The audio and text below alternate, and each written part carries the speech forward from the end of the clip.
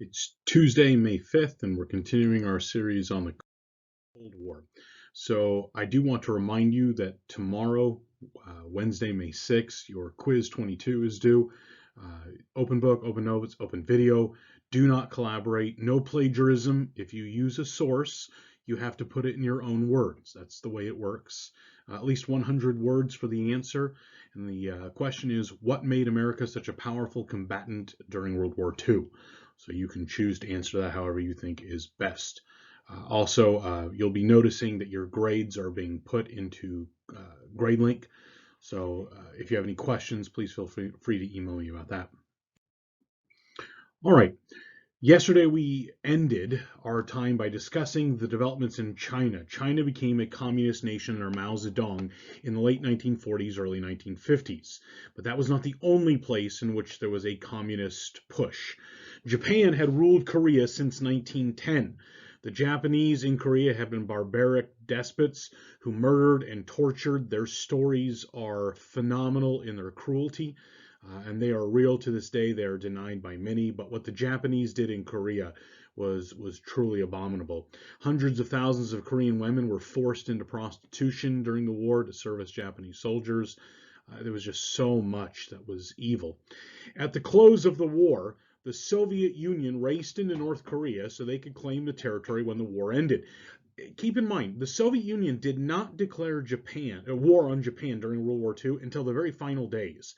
And they only did that because they wanted to claim territory. The Soviet Union was just as complicit in the start and really conduct of World War II as the Germans, as the Nazis. The socialists, the communists were just as guilty as the Nazis and just as evil. So at the close of the war, the Soviet Union runs into Korea to try to claim as much territory as possible. What happened is the Korean peninsula becomes a battleground. The 38th parallel became the border of the American and the Soviet influence. Now, the communists in North Korea were led by a man named Kim Il-sung. Kim had spent much of his life exaggerating his actual accomplishments. Actually, he had very few accomplishments. It's unlikely he had really done anything of value. But the Soviets needed a puppet, and that's what Kim Il-sung was, a rather stupid, rather unaccomplished, primitive puppet who would obey as necessary. Kim quickly built a personality cult based on death for those who opposed. He was a brutal dictator. He quickly and decisively killed all those who stood in his way. By 1950, he had solid control over what was now called North Korea. This is Kim Il-sung. Kim was supported by both the Soviet Union and China, who at this time, early 1950s, were still unified in their aims.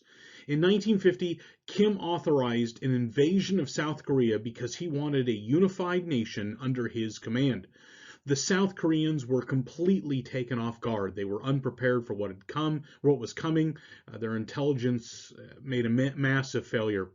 All along the 38th parallel, the advance moved as one. The South Koreans fell back until September, when all they possessed was the tiny Busan pocket. So to give you an idea of what was going on, this was the Korean peninsula. This right here is the 38th parallel. And the North Koreans invaded as a unit, and they pushed and pushed until all that remained in the late 1950 was this area here. That was all that was left of South Korea. President Truman believed that this was another example of communist expansion and a violation of the Truman Doctrine of containment. Remember what the Truman Doctrine was? Is that we'll just keep the communism in check, and given enough time, it'll collapse of its own accord. So Truman went to the United Nations, which had just been formed in 1948, to gather a coalition. There was a coalition, but the war was overwhelmingly fought by the United States. America was concerned for Korea, and not only was it concerned for Korea, it was concerned for its new ally, Japan, which the Americans were spending millions and billions of dollars into rebuilding. Korea is very close to Japan, and if there was a communist aggressive nation that close to Japan, there was always a danger that Japan could fall. So there was a chance to spread to a wider war as well. So the appeasement of World War II was fresh on everyone's minds. Everyone remembered how Neville Chamberlain had given so much away to Adolf Hitler, and it hadn't stopped war. So Truman believed this was where the line in the sand was going to be drawn. When the Americans arrived in South Korea to fight the North Koreans, initially they were crushed. Much of the American army was arrogant and they were out of shape. They had been living on the glories of World War II for, at this point, 5 years. The leadership believed that they were sharp as World War II and they would easily outclass the Soviet-equipped North Koreans. There was a lot of racism and a lot of just general stupidity. Most American soldiers and the general American thought was that surely this Asian nation could not stand to the onslaught of the Americans, and their Soviet equipment must be garbage compared to the American equipment. Both were extremely wrong, and men died because of the poor ideas. They were fatally wrong. The Koreans were good fighters, and the equipment they received was sufficient and competent to the task at hand. Eventually, the United States began to take things seriously. They brought in enough armor, and by armor I mean tanks and armored personnel carriers, and in some sense artillery, to stop the advance. They replaced incompetent leadership, except at the very top. We'll talk about that later. They changed tactics. During this time, the Chinese began to amass a huge army along the Chinese border. So there's a few things happening. The Koreans are no longer advancing. The Americans have stabilized the line. And behind all this, back on the North Korean/Chinese border, there is a general fear that this could get out of hand. So the Chinese have moved their armies right there just in case. In September 1950, General Douglas MacArthur launched one of his few truly brilliant moves. He simultaneously sent troops to break out of the Pusan Pocket and made an amphibious landing in Incheon. So if you remember what let me draw this, the Korean peninsula looked like, something like this. Here was the Pusan Pocket. They launched out here and they did an amphibious landing here with the goal of cutting off the North Korean army. So when this happened, the North Koreans started to run back home. They realized they were being overwhelmed. They realized they could not stop this, and they were afraid of being surrounded and caught. They were pounded in the air and by naval power, and it just absolutely shredded them. It was a brilliant piece of decisive battlefield management, of tactical mastery, and of strategic foresight. Over 135,000 North Koreans were captured, and this was a brilliant bit of work by Douglas MacArthur. These were some of the landings in Incheon. You can see how quickly they're bringing material aboard and ashore, and this is going to enable a huge military push. It was a tremendous victory, and if Douglas MacArthur would have stopped at the 38th parallel, if he would have reestablished the lines and held and reinforced, it would have been a complete victory. But with the backing of Washington, D.C., MacArthur kept charging. His thought was, well, how about let's make Korea one nation except under South Korean rule? China warned the United States that if this continued, they would respond. Now, deep down, MacArthur actually wanted the Chinese to respond, since that's where all the supplies for North Korea were coming from, and he fully intended on destroying the Chinese as well. Unfortunately, MacArthur had not prepared for it, though there had been sufficient warning. So though he wanted it, he had not taken the steps that were necessary. MacArthur at this point was now at the peak of his arrogance, and that is quite a peak. He openly refused to fly home to meet with President Truman. Remember, the President of the United States is also the commander-in-chief of the U.S. military. He was refusing a direct order. President Truman eventually flew to Guam to meet MacArthur halfway. It was a humiliation to President Truman. It should have been grounds for significant discipline for MacArthur. It would in the future. MacArthur had built a career out of taking credit for others' good work, blaming others for his failures, and befriending politicians and reporters. I, as you can probably tell, have a fairly low opinion of Douglas MacArthur. He's one of the most overrated generals in world history. He believed he was destined to be the greatest American general, and he also believed he was destined to someday be president of the United States, and that would have been a disaster.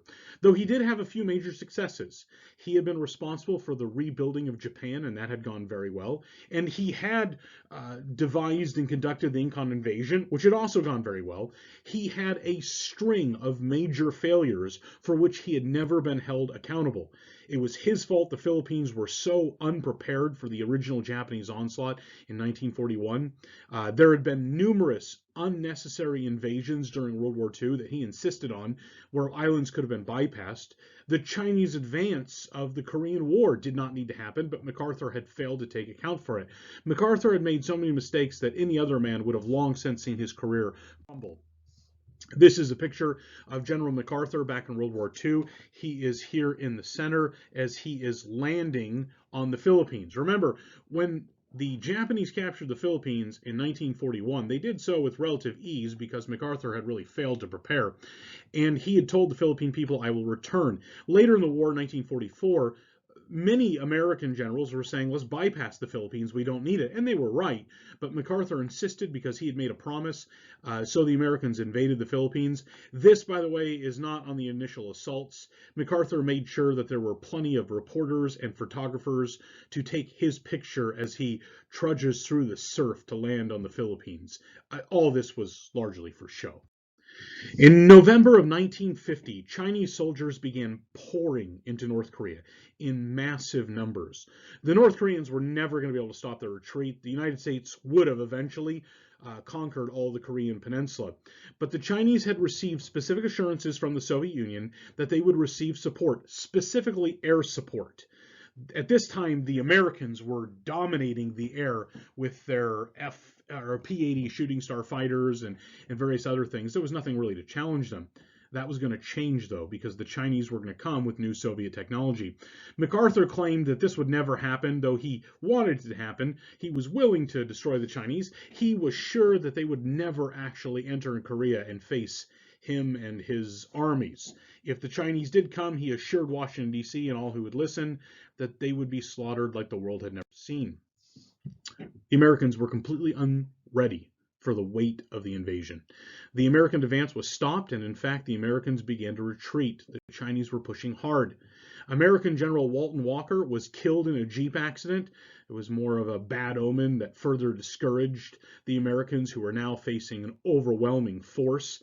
The American forces were demoralized. They could not match the just mass of humanity that was coming at them. In this lowest point of the American war, a couple things happened. First, MacArthur began to press hard to expand the war. MacArthur was openly telling senators and even sometimes reporters and certainly the president that it was time to declare war on China and even start dropping atomic bombs on China. MacArthur was willing to kill millions and millions of people. He was, as I said, publicly calling on permission to bomb China itself. He was even hinting at nuclear bombing. He was willing to start World War III. This was largely because he had been unprepared for the assault. Had he established defensive positions, had he not pushed so hard, had he drawn a line in the sand, then he wouldn't be retreating. He could have held back the Chinese masses, but MacArthur had failed, and so he was trying to cover up his failures.